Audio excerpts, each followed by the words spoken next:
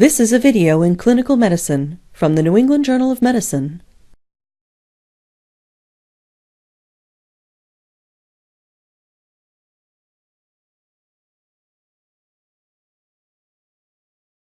This video focuses on the methods used in most clinical practices to assess neuromuscular function after the administration of neuromuscular blocking agents. Because these agents can be lethal, clinicians should be familiar with the use of nerve stimulators and monitors to assess neuromuscular function. It is important to understand the principles of normal neuromuscular transmission when you are using neuromuscular blocking agents. The neuromuscular junction consists of the motor nerve terminus, the postsynaptic muscle end plate, and the intervening gap. An action potential reaching the motor nerve terminus triggers the release of acetylcholine from synaptic vesicles. Acetylcholine then rapidly diffuses across the gap to the postsynaptic end plate, where nicotinic acetylcholine receptors are clustered. These receptors convert the chemical signal into an electrical impulse, causing depolarization in the postsynaptic membrane. Excitation-contraction coupling immediately results in muscle contraction. The action of acetylcholine is terminated by dissociation from receptors and passive diffusion away from the end plate, and by enzymatic degradation by acetylcholinesterase.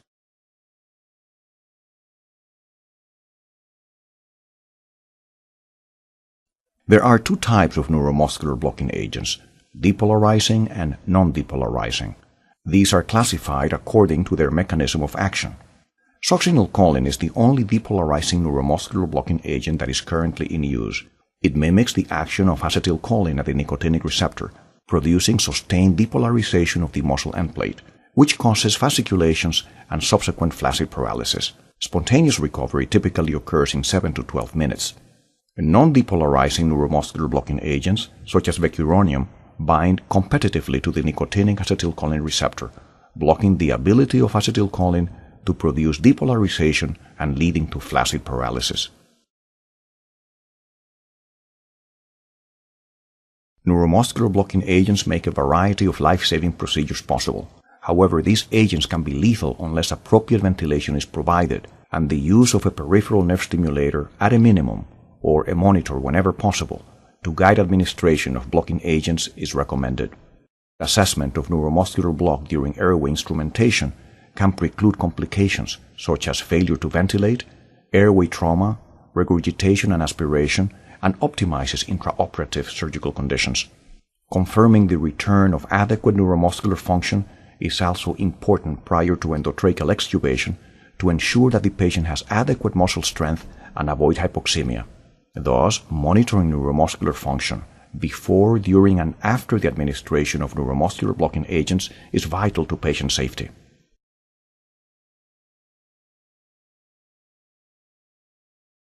Monitoring neuromuscular function involves stimulating a peripheral nerve and evaluating the contraction of the innervated muscle.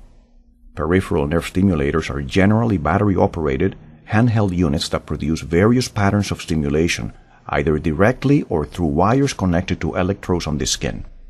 Neuromuscular monitors not only stimulate a nerve, but also measure the evoked muscle response. Nerve stimulators and the stimulation units of the neuromuscular monitors deliver currents at amplitudes ranging from 0 to 80 milliamperes. The threshold current has the amplitude necessary to evoke a muscle contraction. The maximal current has the amplitude necessary to evoke contraction of all fibers in a muscle. The supramaximal current has an amplitude 30% greater than the amplitude of the maximal current to ensure consistent contraction of all fibers despite changes in resistance over time. The silver chloride interface of the electrode reduces skin resistance and enhances delivery of the current to the nerve.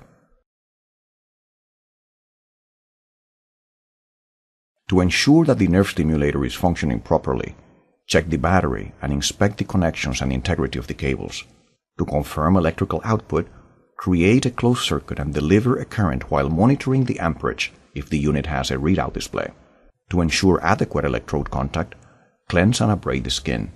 It may be necessary to increase the current in obese or edematous patients.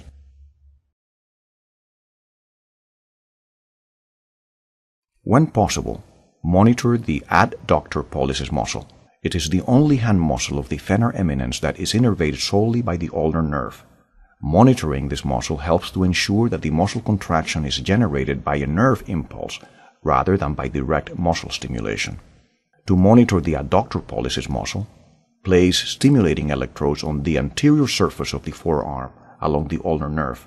Place the distal negative electrode 2 cm proximal to the wrist crease, and place the positive electrode along the ulnar nerve 3 to 4 cm proximal to the negative electrode. If it is not possible to monitor the adductor pollicis muscle, the flexor hallucis muscle can be used. In this case, place the electrodes posterior to the medial malleolus along the posterior tibial nerve to monitor plantar flexion of the big toe. Other muscles have been used for monitoring, but these muscles may not provide accurate responses. A common but problematic practice is to place the electrodes on the face to monitor the response of the orbicularis oculi or corrugator supercilii muscles of the eye. Improper placement of electrodes on the temple and lower jaw may lead to direct muscle stimulation and erroneous assessment of neuromuscular recovery, particularly if the responses are assessed visually. Erroneous assessment can increase the risk of postoperative residual paralysis.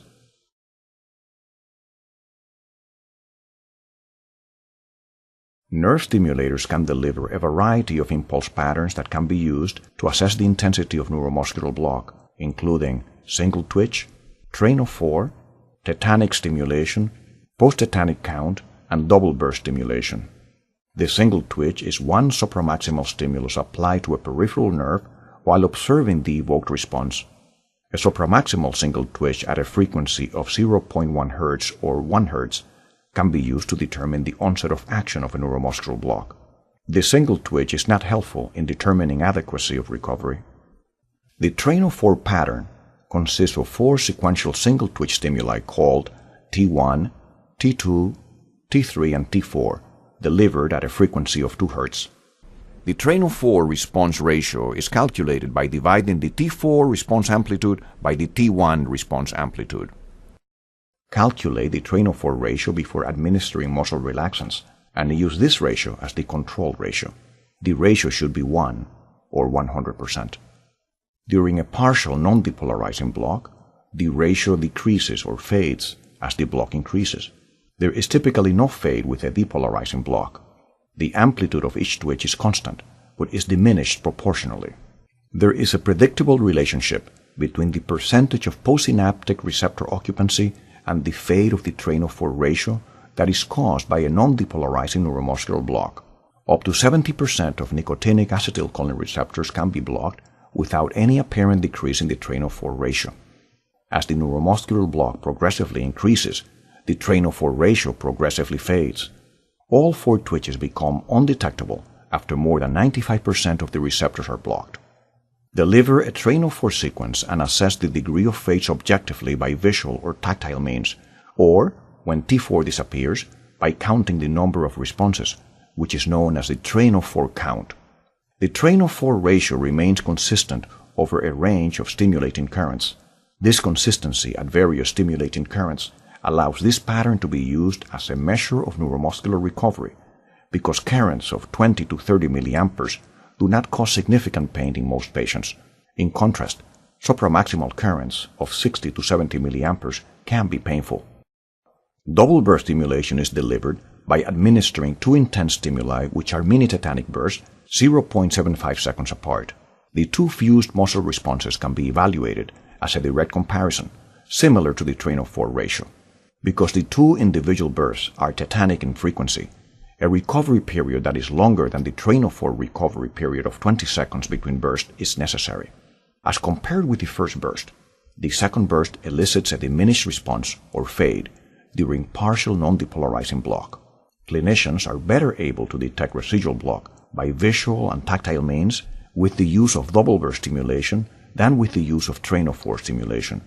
For more information regarding indications of each pattern of stimulation, see Figure 4 in the print supplement.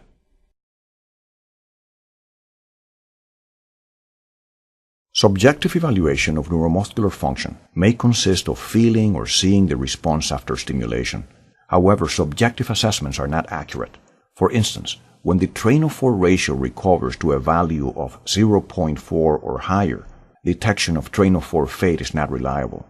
Subjective detection of fade during double burst stimulation or 100 Hz tetanic stimulation may approach the threshold of adequate recovery, but such evaluations are painful and should not be performed in conscious patients. Therefore, decisions that are based on subjective or qualitative evaluations are frequently incorrect. Clinical tests such as grip strength, leg lift, and head lift are similarly inaccurate detectors of residual fade, yet they continue to be used.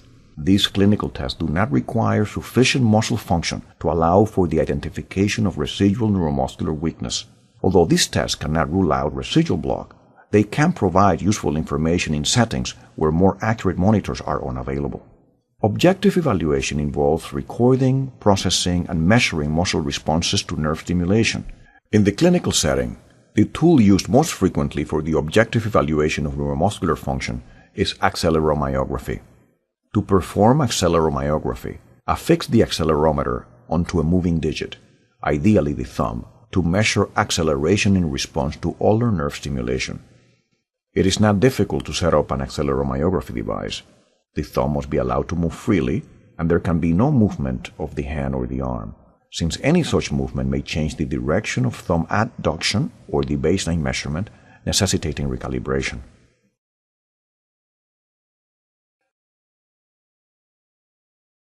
Nerve stimulators are remarkably safe devices. However, complications can occur, including pain during neurostimulation, myalgias, nerve damage caused by pressure from the electrodes, and burns resulting from equipment malfunction. Nerve stimulators can also interfere with electrocardiographic monitoring and may cause an implanted pacemaker to malfunction.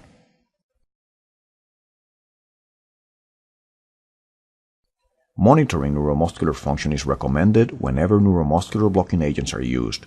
Clinical or subjective assessment is unreliable. Routine nerve monitoring performed with objective measurement techniques provides additional safety with minimal risk to patients and helps to avoid potentially life-threatening complications.